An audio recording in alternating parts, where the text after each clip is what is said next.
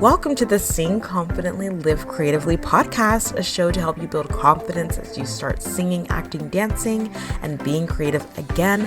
Hi, I'm Estelle. I'm a singer, actor, performer, and a beginner voice coach who knows how it feels to want to use your God-given creative gifts, but you stay stuck in fear and doubt.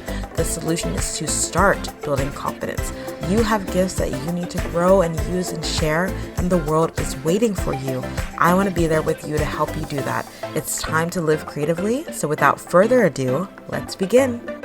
Hi, welcome back to the show, Creatively Performing Arts turned Sing Confidently, Live Creatively, helping you build confidence as a singer and a performer. I am so excited to hone in even more on where I can serve you. Still the same podcast. It's still me, Estelle, okay? I'm still here for you if you are starting to sing, dance, act, perform. But I want to help you live creatively, but I know that I can really serve you if you're wanting to sing confidently, to build that confidence in your singing, in your performing, in your stage presence. And that can, of course, translate to acting. It will translate to whatever you're trying to do, performing-wise, creativity-wise. But I know that I can help you start building confidence as a singer. So I really wanted to hone in on that. And I hope that just excites you too, because you are this person. You are the person who grew up singing, acting, dancing, performing, and you are ready to get back to that. And you're ready to start singing, especially, and build confidence in that, because you know you have that gift.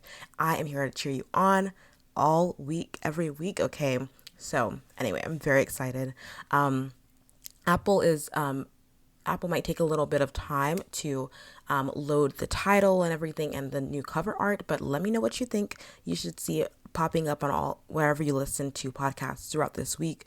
It should be popping up, and I want to know what you think of the title, of the art. Come to the Facebook group, okay, Performing Arts Community. Link is in the show notes. Come over. Just in general, but also come over and let me know what you think of the new art and everything. I would love to hear from you.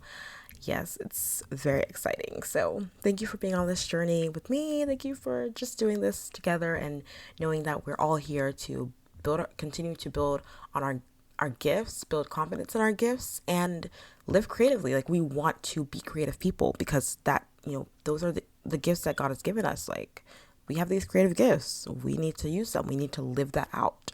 And so I'm just so excited that you're here for the ride. All right.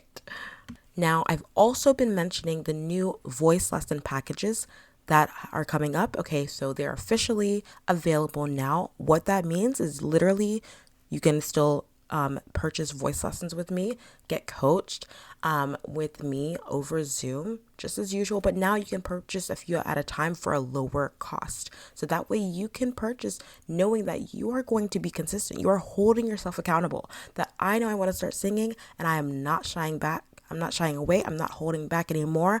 I'm going for it. I'm going to get a couple at a time, because I know that I'm ready to start singing and really work on my voice and build confidence in the song that I want to sing for this audition coming up, right? So you have a few already scheduled, already purchased. You don't have to repurchase every time. And hopefully that'll make it easier, more cost effective for you, and also hold you accountable to say, like, no, I'm singing. I'm doing this. I'm not shying back. I'm inspired by Estelle's podcast, and I'm ready to work with her. Like, I'm ready to work with you too, to help you build confidence in your voice over time. But it takes time, and it takes putting in the work, and having multiple voice lessons already scheduled out really does help. Okay. So, and I'm saying that from experience as well. So I'm so excited to serve you in this way. If you're on my email list, you should have gotten an email already about this. And if you are in the Facebook group as well, and definitely join those groups as well, because you never know, there'll be upcoming deals and sales and stuff that you might just hear about earlier on the email list or the Facebook group. But I'll always tell you guys on the podcast as well. But anyway, I'm really excited about this, and I hope you are too. Go to creativelybyestelle.com and scroll down a little bit, and you'll see the packages lined up. You can also go to the link in the show notes right below this episode. Go to the description underneath, and you'll see all the links that you will ever need including the link to these voice lesson packages. So run, go and take advantage of them. People will be scheduling ahead of time, so there will be fewer slots perhaps. So I would love for you to go ahead and take advantage of this right now so that you can get some voice lessons on the books ahead of time, and you've already purchased them for a lower price. Okay, so go ahead and check that out, www.creativelybyestelle.com, or go to the show notes.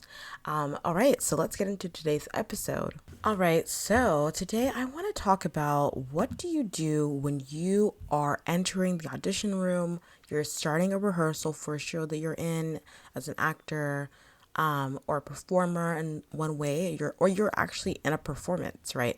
You are in front of people in this moment, and you feel this wave of imposter syndrome. Dun dun dun. Imposter syndrome. What is imposter syndrome? According to American Psychological Association, they describe it as imposter phenomenon. Okay, imposter syndrome. Okay, so this is how psychologist Suzanne Imes, PhD, or Suzanne Imes, I should say, and Dr. Pauline Rose Clance in the 1970s described imposter syndrome. According to American Psychology Association, they said imposter phenomenon, right, occurs among high achievers who are unable to internalize and accept their success. They often attribute their accomplishments to luck rather than ability and fear that others will eventually unmask them as a fraud. Okay, so why did I read that? Well, because sometimes, even though this isn't necessarily a situation where you've like achieved this necessarily notable thing, but like you got yourself into the audition room, booked this role in this show, and it's really exciting, right? Or you have this opportunity to perform, and like that might feel like, oh my goodness, how did I get this? Like, do I deserve this? That kind of thing might run through your mind.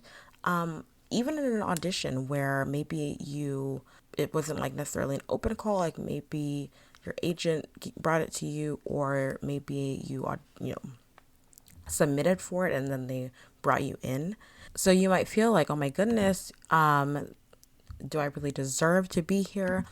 I remember I recently submitted and was invited to come for an audition for a regional show, and I was surrounded by all these people who had done this like so many times, had been with this, worked with this company and all these things, and definitely felt some imposter syndrome going into that audition, even though I felt really prepared and was really excited at the same time. And so I understand this, and I felt this in rehearsals as well. When I first started acting professionally, and I started with this new company that I never worked with before. Actually, I have an episode about that experience. If you want to go back to an episode from last year, here are 3 tips that I believe helped me in those moments and will continue to help me, and hopefully will help you to overcome that feeling of imposter syndrome in those moments, so that you're able to move past it and actually open your mouth and sing, right? And actually perform and rehearse with confidence and kind of build that confidence. So here are some tips that I believe will help you. Number 1 is know your why. Know why you are loving the song, why you want to be here, why you want to do this, and think about that why, okay? Think of your why. So in the moment that you are doing this rehearsal or you are auditioning, what is your why? I'm not talking about like your character necessarily. We'll get to that in a second. But just for you personally, what do you love about theater? What do you love about singing? What excites you? This will help you to turn that fear into excitement, right? Because your body reacts in similar ways. So it's just change your mindset, right? Think about, this is what I love about rehearsing. I love rehearsals, right? Because I love getting to work on this character. This is an opportunity to build my character. It doesn't matter whether I think I'm good enough or not. Like, this is an opportunity to share a story, and I love telling stories. I love using my voice and experiencing the music, right? So think of your why in that moment before you step on that stage. Think of what you love so much about this before you walk into that rehearsal. as you're in that audition. Remember, I love to perform. This audition is an opportunity to perform. That is your why, right? That is your personal reason for being there. Is you love to perform and storytell. You get that opportunity to do that, even in an audition. So that will kind of help you change your mindset so that you're no longer stuck in that fear, but you're then feeling more excited. The second tip that I have for you is to connect to a character, right? So if you are, this is specifically if you're doing like a theater audition, performance, or rehearsal, right? Connect with the character. What is the character feeling in that moment, right? Focus more on the character and less on yourself per se in that moment as you're doing your monologue, you are performing the song, you're performing the scene with your scene partner. Really think about what is this character feeling in this moment? How can I serve the character? How can I make sure that this character, that their mindset, their thought process is really portrayed? And that way it'll kind of get your focus off of yourself, right? You know your why, you know why you're excited to be there. Now get your focus off of yourself and think about the character itself and how you can best serve the character from there. And then my third tip is to connect to who you are as well. So connecting the character now to who you are, kind of putting the two together. So you know that you love to perform, you know that you're loving, the storytelling aspect. Now you know what your character's why is in the moment. Now kind of think about how do you connect to that character's why, right? What's your personal reason? When I was singing in the audition room for that example I was giving you earlier of the regional theater production that I auditioned for, I went to the audition room and I had my song ready. It wasn't like a character that I was connecting to necessarily. It was a Shania Twain song, You're Still the One. And I was singing it. It just made sense for the style of the show that I was auditioning for. But anyway, that aside, I knew that, of course, like the character, quote unquote, Shania is singing about, this person who she still loves, right? She still has this connection with. And I could connect with that, right? But I could also connect that to myself. And I knew that I had had that experience too. And I was thinking about that person who like is still the one, and still the person that I loved and all these things. And so it helped me in that moment to kind of empathize with Shania, right? Or in your case, empathize with whatever character you are portraying, but also like connect that to your own story, connect that to what you've experienced. And that helped me to connect it to what I'd experienced. It made it so personal to me. And so that I was able to serve the character, quote unquote, obviously not actually a character, but you know what I mean? I was able to serve the song, right? The performance itself, but I was also able to personalize it. And that made it easier for me to be present and really engaged, right? It's about being engaged in the moment as opposed to thinking, being all up in your head, thinking, oh, I'm not good enough to be here. Oh, imposter syndrome, right? It gets you in your head as opposed to being present and engaged. So these 3 tips will help you to get to that feeling of presence and being engaged in the moment so that you're able to feel more confident in that moment and definitely portray a more confident performance, hopefully, in that moment. So even when you're practicing, start thinking about this. Even when you're rehearsing before you get to the audition or the performance, when you're practicing on your own, think about your character, think about how you connect to the character, and think about your why as well. So that way, when you get into those spaces where imposter syndrome might start to creep in, you already have that foundation laid out. So what are the 3 tips again? Number 1, know your why. Think of a why for you. Why do you love to perform, right? Number 2, connect to the character of the song, of the monologue, of the scene that you are performing. And then number 3, connect who you are as well to that character. So that way you have that personal, it's a very personal moment for you. You're able to be more present and engaged in that moment. And I really hope that this helps you overcome that feeling of imposter syndrome in that moment as you are rehearsing, as you're auditioning. Try practicing these, even in your practice time. Think about these and let me know how it goes for you. If you're able to implement them, if that helps you be more present and engaged, I would love to hear that it does. Okay, come on over to the Facebook Performing Arts community. It is in the show notes below. As always, I'd love for you to join. And of course, again, go to creativelybystelle.com. Come on over and go ahead and take that chance for yourself. Take that step of faith. It's a new month, okay? Take that step of faith. come on over and start singing. Let's start voice lessons. Go ahead and try out the bundle. If you are so inclined, I know it's going to help you. I know it's going to keep you accountable.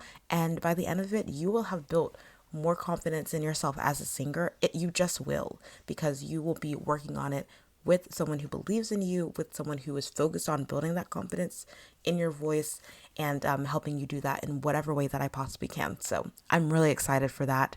Go on over to creativelybyestelle.com to check out the voice lesson packages. And thank you so much for being here. I really appreciate you.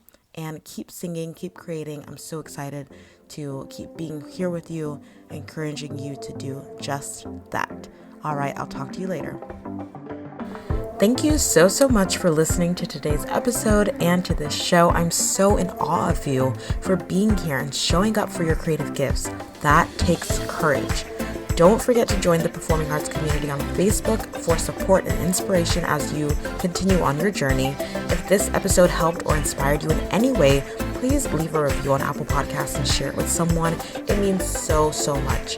Thank you again, and don't forget to keep singing, acting, dancing, performing, and living creatively. Talk to you next time.